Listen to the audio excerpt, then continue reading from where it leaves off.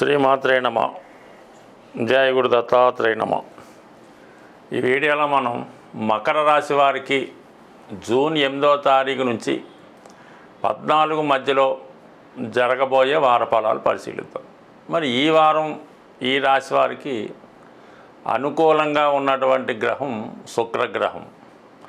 ఇంచుమించుగా ఈ వారం అంతా శుక్రుడు మీ యొక్క చతుర్థ స్థాన సంచారం వల్ల అటు గృహంలో సంతోషకరమైనటువంటి వాతావరణం ఉంటుంది.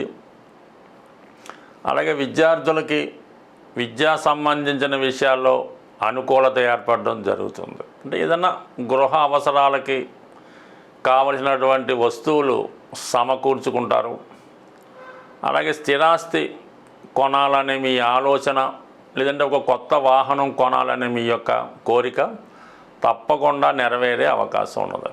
అంటే ఈ వారంలో మీరు ఎంతో కొంత రుణం కూడా చేయవలసి ఉంటుంది. అది ముఖ్యమైన అవసరాలకే అనుకుందాం, అయినా కొంత అప్పు ఈ వారం మీరు చేస్తారు.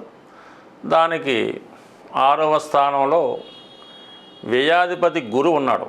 అంటే ఆటోమేటిక్గా మీరు అక్కడ ఉన్నటువంటి బుధుడు కూడా కలిసేయడమాట. ఈ 2 గ్రహాలు ఉండడం వల్ల విద్యా అవసరాలకు కానీ కుటుంబ అవసరాలకు కానీ రుణ ప్రయత్నాలు కూడా ఫలిస్తాయి. అలాగే దగ్గర చుట్టాల దగ్గర బంధువుల దగ్గర నుంచో కొన్ని విరోధాలు ఏర్పడతాయి.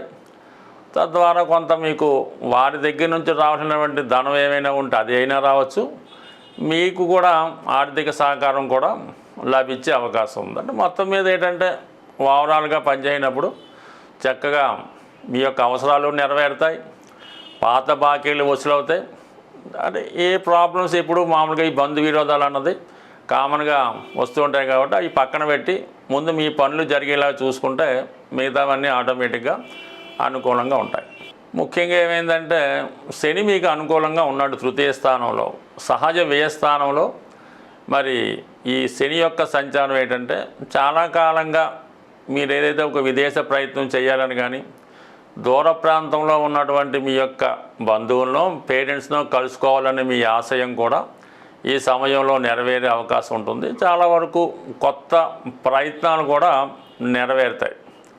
అలాగే యాస్టీజ్గా కుటుంబ అవసరాల నిమిత్తం కావాల్సిన సౌకర్యాలు కూడా సమకూర్చుకునే అవకాశం ఉన్నది. అయితే ఇవన్నీ అనుకూలంగా ఉండడం, ఈ కుటుంబ స్థానంలో ఉన్నటువంటి రాహువు కొంతవరకు ఈ కుటుంబ సభ్యుల మధ్య వారి మనసులో ఏమున్న విషయం మీకు అర్థమవుదు. మీరు చెప్పిన ప్రతి విషయాన్ని కూడా సహకరించినట్టే వాళ్ళు కనబడుతుంటారు. చివరికి వారి యొక్క నిరాదరణ మీకు కనబడుతూ ఉంటుంది. మీ కుటుంబ విషయాల్లో ఇతరుల పెత్తనం, కుటుంబ సభ్యులు వాళ్ళ యొక్క ప్రవర్తన రకరకాలుగా ఉండడం కొంతవరకు అది ఆందోళన కలిగిస్తూ ఉంటుంది అన్నమాట. అంటే ఎవరు ఇష్టం వచ్చినట్టు వాళ్ళు ప్రవర్తిస్తూ ఉంటారు. కొత్త కొత్త ఆలోచనలు, కొత్త కొత్త అలవాట్లు, ఎవరో కొత్త వ్యక్తులు మీ కుటుంబ విషయాల్లో కలగజేసుకోవడం, వారు మీ కుటుంబ విషయాల మీద పెత్తనం చేయడం, ఇవన్నీ కూడా మీకు చాలా వరకు మనస్తాపాన్ని కలగజేయడం జరుగుతూ ఉంటుంది. సో ఇది ఒక యాంగిల్ అయితే, మరి ఈ 8వ స్థానంలో ఉన్నటువంటి కుజకేతువులు ఇవి చాలా వరకు ఏంటంటే బంధువులతో విరోధాన్ని కలిగిస్తుంటాయి. ఈ ముఖ్యంగా ఈ భూమికి స్థిరాస్తి సంబంధించిన విషయాల్లో కొన్ని అనుకోని ఇబ్బందులు అవాంతరాలు 8వ స్థానంలో ఉన్నటువంటి ఈ కుజకేతువులు చాలా వరకు మీకు వివాహ సంబంధించిన విషయాల్లో కొన్ని సమస్యలు రావడం జరుగుతుంటుంది. అలాగే మీ యొక్క జీవిత భాగస్వామి యొక్క ప్రవర్తన విషయంలో కానీ వారు ఏదో ఒక విషయాన్ని దాస్తున్నారు అన్నటువంటి ఇబ్బంది కూడా మీకు తెలుస్తూ ఉంటుంది. ఒక పక్క ఏదైనా కుటుంబ విషయాలు, వివాహ విషయాలు ఇబ్బంది పడుతుంటాయి. ఏదో కొత్త కొత్త వ్యక్తులు మీకు రకరకాల సలహా ఇస్తుంటారు. ఎవరిని నమ్మాలో ఎవరిని నమ్మకూడదు అన్న విషయంలో చాలా ఇబ్బంది పడుతూ ఉంటారు. ఇవన్నీ కూడా ఈ మకర రాశి వారికి కొంత కన్ఫ్యూజ్ వ్యవహారంగానే ఈ వారం అంతా నడుస్తూ ఉంటుంది. అయితే ఏదైనా మీరు దృఢమైనటువంటి స్థిరమైన నిర్ణయం తీసుకొని ఏదైనా ఒక ప్రయత్నం ఇది కంపల్సరీగా చెయ్యాలంటే మాత్రం అది ఖచ్చితంగా నెరవేరే అవకాశం ఉంటుంది. కాబట్టి చిన్న చిన్న సమస్యలు, వ్యక్తిగత విషయాలు, కుటుంబ విషయాలు, ఆ విషయాలు పక్కన పెట్టి కేవలం మీరు దేని మీద అయితే శ్రద్ధ పెడతారో అది కంపల్సరిగా నెరవేరే అవకాశం ఉంది. చాలా వరకు గృహంలో ఉన్నటువంటి వాస్తు సమస్యలు కూడా ఈ సమయంలో మీకు కొంతవరకు ఇబ్బంది పెడుతుంటాయి. కాబట్టి ఏదైనా ఆ విషయం మీద కూడా కొద్ది శ్రద్ధ పెట్టి స్థిరమైన నిర్ణయాలు తీసుకుంటే 100% మీ యొక్క వర్క్ సక్సెస్ అయ్యే అవకాశం ఉంటుంది. స్వస్తి. ఇప్పుడు ఉన్నటువంటి ఈ గ్రహస్థితి ప్రకారం ఈ కుజ కేతువుల కలయిక చాలా వరకు ప్రతి ఒక్క వారికి కూడా ఆర్థికపరమైనటువంటి సమస్యలు కంపల్సరీగా ఏర్పడుతుంటాయి. ఆర్థికపరమైనటువంటి ఒత్తిడి ఎక్కువగా ఉంటుంది. అంటే ఏదైనా వాళ్ళ అవసరాలను బట్టి మీకు గతంలో వాళ్ళు ఇచ్చినటువంటి ధనం వాళ్ళు వసూలు చేయొచ్చు. మీకు రావాల్సిన ధనం రావాలన్నా ఈ సమయంలో ఒక చక్కని రెమెడీ ఉంది. అంటే ఈ రెమెడీ మనకి రేపు అంటే ఆల్రెడీ స్టార్ట్ అయింది. జూన్ 7వ తారీఖు నుంచి సుమారుగా 45 రోజుల వరకు ఈ రెమెడీ పనిచేస్తూ ఉంటుంది. ఇదేంటంటే మెయిన్ అప్పులు తీరడానికి, అప్పు దొరకడానికి, భూమి సంబంధించిన సమస్యలు పరిష్కారానికి, అన్నదమ్ముల మధ్య ఉన్నటువంటి ప్రాబ్లమ్ సాల్వ్ అవ్వడానికి, వివాహం తొందరగా అవ్వడానికి, భార్యాభర్తల మధ్య ఉన్నటువంటి ఇబ్బందులు తొలగడానికి, ఎవరైతే ఇబ్బంది ఫేస్ చేస్తున్నారో వారు ఈ రెమెడీ చేయవలసి ఉంటుంది.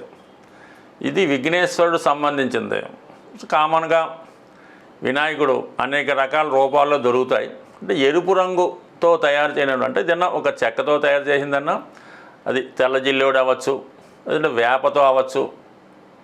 ఈ జిల్లేడుతో చేసినటువంటి వినాయకుడు బొమ్మకి సింధూరం రంగు అంటే పూర్తి రెడ్ అన్నా పర్లేదు, సింధూరం రంగు అన్నా, ఎరుపు రంగు వినాయకుడు విగ్రహాన్ని అంటే ఒక ఏమీ పెద్ద పర్వాలేదు 3 అంగుళాలు ఉండొచ్చు, 5 అంగుళాలు ఉండొచ్చు, 8 అంగుళాలు కూడా ఉండొచ్చు. పుష్టిగా ఉన్నటువంటిది, లోన ఎంటీ లేకుండా చాలా సాలిడ్గా ఉండాలి. ఆ వినాయకుడి యొక్క ఎరుపు రంగు పుయ్యవలసి ఉంటుంది. లేదంటే రాగి అంటే కాపర్తో సాలిడ్గా తయారు చేయనటువంటి కాపర్తో చేయని విఘ్నేశ్వరుడు విగ్రహం అన్నా పర్వాలేదు. ఈ విధంగా ఉంటూ ఎరుపు రంగు కానీ కాపర్తో చేయని వినాయకుడికి సింధూరాన్ని చక్కగా సింధూరాన్ని తీసుకొని అది శుభ్రమైన కొబ్బరి నూనెలో కలిపి సింధూరం రంగు వినాయకుడికి చక్కగా అలంకరించి సింధూరం రంగుతో ప్రతిరోజు కూడా ఈ 41 రోజులు సింధూరంతో మన విఘ్నేశ్వరుడి యొక్క అష్టోత్తరంతో కానీ 18 నామాలతో కానీ ఏమీ లేకపోతే ఓం గం గణాధిపతియే నమః ఈ మంత్రంతో ఒక 18 సార్లు ప్రతిరోజు కూడా సింధూరంతో ఒక నిర్దిష్టమైనటువంటి సమయంలో, ఈ ఉదయం సమయం అయితే మంచిది. కొద్దిగా పరిజ్ఞానం ఉన్నవాళ్ళు ఈ కుజహోరలో కానీ గురుహోరలో కానీ అలా కూడా చేసుకోవచ్చు. బట్ ఏదైనా ప్రాతకాలంలో సింధూరం పూసినటువంటి విఘ్నేశ్వరుడి యొక్క నామాలతో కేవలం సింధూరంతోనే పూజించి ఒక 5 అరటిపళ్ళు ప్రతిరోజు 5 అరటిపళ్ళు నైవేద్యం పెట్టి స్వామిని మనసారా పూజించడం వల్ల ఈ 41 రోజుల్లో కొన్ని అద్భుతాలు మీకు జరుగుతూ ఉంటాయి. అలాగే అప్పుడప్పుడు నానబెట్టినటువంటి శనగలు నైవేద్యంగా పెట్టి ఎవరైనా పేరెంటాలకు కానీ పిల్లలకు కానీ పంచిపెట్టడం వల్ల కూడా జరుగుతుంది. అలాగే వడపప్పు కొన్ని రోజులు వడపప్పు కూడా నైవేద్యంగా పెట్టి అది పంచిపెట్టడం వల్ల ఈ 41 రోజులు అంటే ఇది ఎప్పుడు ప్రారంభించాలి, ఎప్పుడు ఎండవాలని పర్లేదు. ఏదైనా ఒక మంచి రోజు మీకు అనుకూలమైనటువంటి సాధనతాల్లో ఈ చిన్న రెమెడీ మనస్ఫూర్తిగా చేయడం వల్ల దీనికి నియమాలు లేవు. ఆడవాళ్ళు, మగవాళ్ళు, పిల్లలు అందరూ కూడా చేసుకోవచ్చు. మీ ఆహారపు అలవాట్లు కూడా మార్చుకునే పని లేదు. చక్కగా నిష్ఠతో చేయడం వల్ల 100% ఏదైనా కుజుడికి సంబంధించినటువంటి సమస్య అంటే కేతువుతో కలిసి ఉండడం వల్ల విఘ్నేశ్వరుడు అనుగ్రహంతో కంప్లీట్గా సక్సెస్ అవ్వడం జరుగుతుంది. స్వస్తి.